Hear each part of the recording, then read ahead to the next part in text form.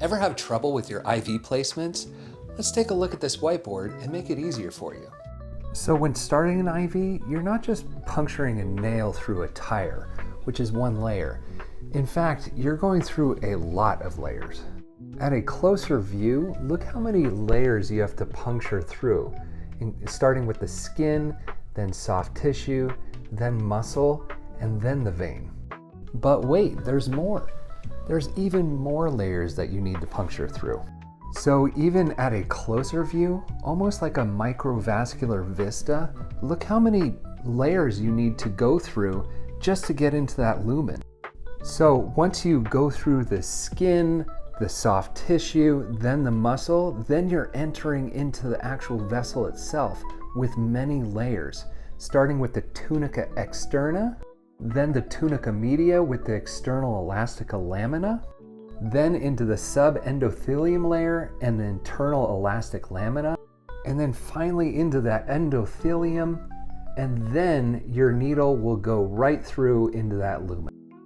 That's when I'm placing an IV and I put my needle right into that layer or layers, and I get a flashback.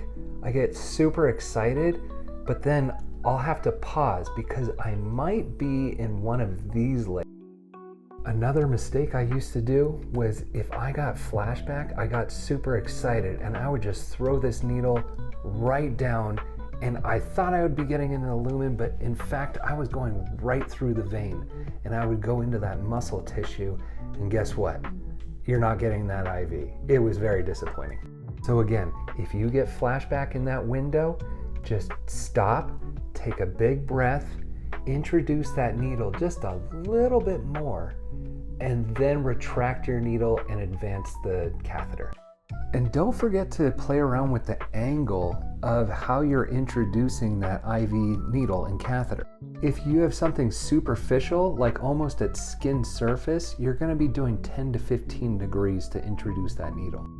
And then 25 degrees is like pretty much anything that's going into the forearm. And then 45-degree angle, that's what you're going to do with like a basilic or a cephalic vein in the bicep or upper arm region.